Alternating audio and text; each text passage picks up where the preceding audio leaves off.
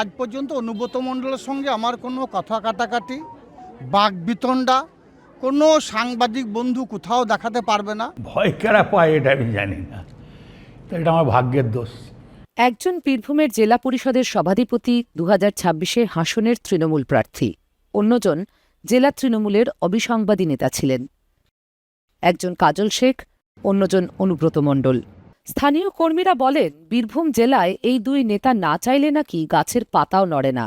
জেলায় দুজনের দাপটের মতোই প্রকট তাদের দ্বৈরথ। এই দুই নেতার অন্তর্দ্বন্দ্বের কি প্রভাব পড়বে এবারের বিধানসভা নির্বাচনে? কাজল এবং অনুব্রতর বিরোধ এতটাই স্পষ্ট যে দলনেত্রী মমতা বন্দ্যোপাধ্যায়ের সভাতেও তা প্রকাশ্যে চলে আসে। সম্প্রতি সিউড়িতে প্রচার সভায় নেত্রীর উপস্থিতিতে মঞ্চেই দৃশ্যত উষ্মা প্রকাশ করতে দেখা যায় অনুব্রতকে। কাজল সেই সময় মঞ্চে উপস্থিত ছিলেন। ভোটে যে কেউ দাঁড়াতে পারে, মমতা ব্যানার্জি যাকে টিকিট দেবে সেই তৃণমূলের ক্যান্ডিডেট। না না না না, আমার সঙ্গে কোনো ইতিহাস বলে না। আমি 77 সাল থেকে রাজনীতি করি।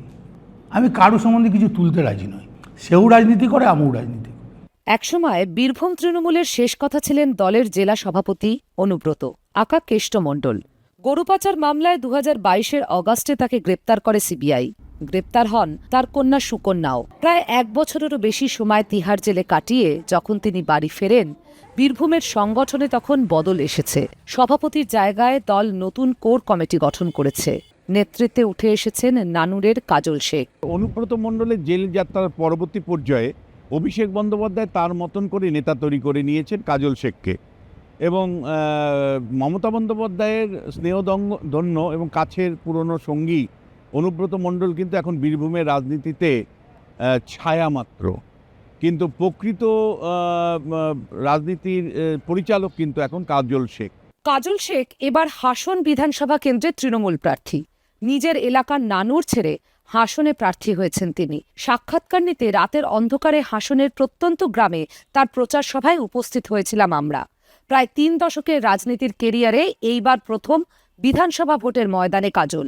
দেখুন, আমি 1993 সালে রাজনীতি করছি, কিন্তু আমি বিভিন্ন সময়ে এমএলএ এমপি বানিয়েছি, পঞ্চায়েত সমিতির সভাপতি বানিয়েছি, তিস্তর গ্রাম পঞ্চায়েতে উত্তীর্ণ জনপ্রতিনিধি বানিয়েছি। বাম জামানায় আমার বিরুদ্ধে 65টা মিথ্যা মামলার মালা আমার গলায় পরানো হয়েছিল। আমার বিরুদ্ধে একাধিক মামলা থাকার জন্য, আমি ওয়ান্টেড থাকার জন্য, আমার বিরুদ্ধে ওয়ারেন্ট থাকার জন্য আমি কোনো নমিনেশন কোথাও ফাইল করতে পারিনি, বা ওটা আইনত বৈধ ছিল না, তাই আমি কোনো ভোট যুদ্ধে অবতীর্ণ হতে পারিনি। প্রার্থী নিয়ে অনুব্রতর শীতল মনোভাব সম্পর্কে অবহিত কাজল। প্রার্থীর নাম ঘোষণার পরে তারাপীঠে কাজলের জন্য সওয়াল করেছিলেন অনুব্রত।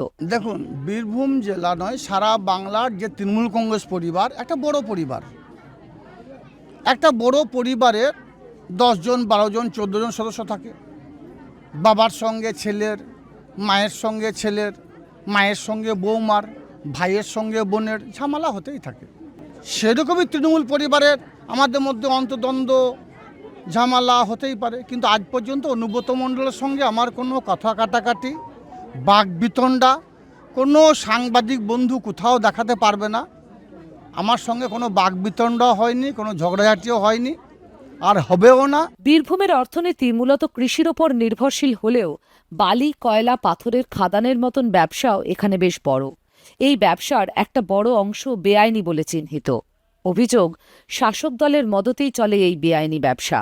নাও Kajal Sheikh control all the things, মানে বালি পাথর থেকে শুরু করে সবাই জানে। এখন ভরকেন্দ্রটাই চেঞ্জ হয়ে গেছে, অনুব্রত থেকে কাজলের দিকে চলে এসছে।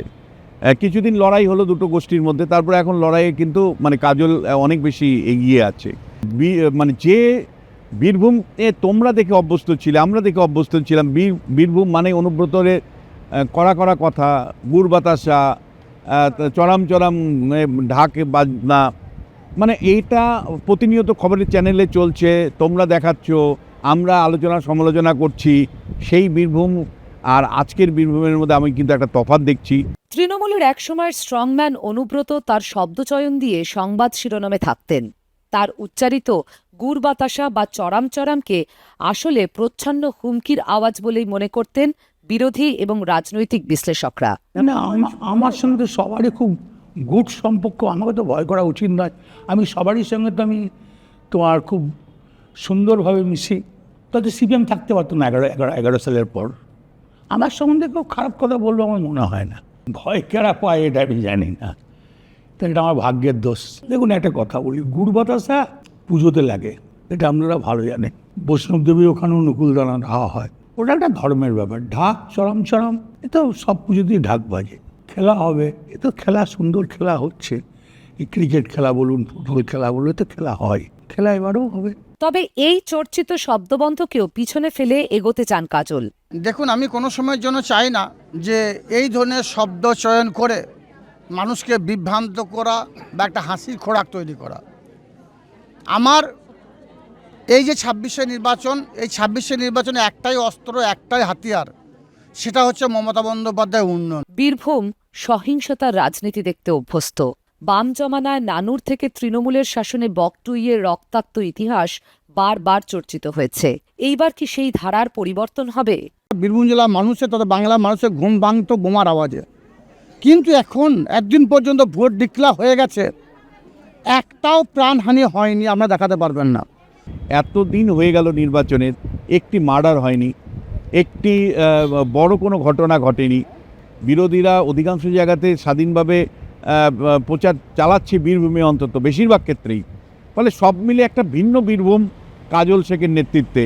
দেখা যাক এই শেষ পর্যন্ত, ভোটের দিন পর্যন্ত সেটা বজায় থাকে কিনা। বীরভূমের শাসক দলের রাজনীতিতে পরিবর্তন এসেছে বলে মনে করেন শাসক দলেরই একাংশ। জেলার 11টি আসনের প্রতিটিই তাদের দখলে থাকবে বলে তাদের বিশ্বাস। আগামী 23 এপ্রিল নির্বাচন। বীরভূমের পরিবর্তিত রাজনৈতিক পরিস্থিতিতে ভোটের দিন কি সহিংসতা ফিরে আসবে, না শান্তিপূর্ণ ভোট দেখবে রাঢ়বঙ্গের এই জেলা? সময় বলবে।